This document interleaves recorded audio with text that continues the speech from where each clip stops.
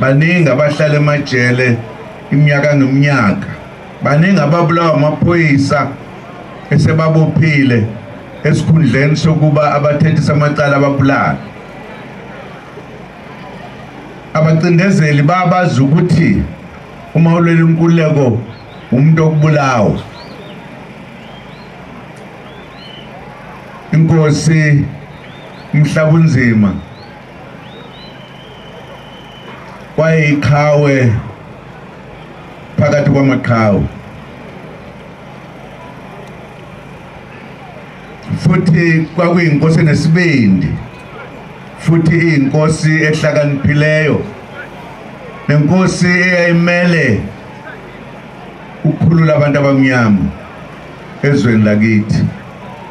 Besizokhumbula yona ke namhlanje ngokuthi siyobeka imbali laphelele khona.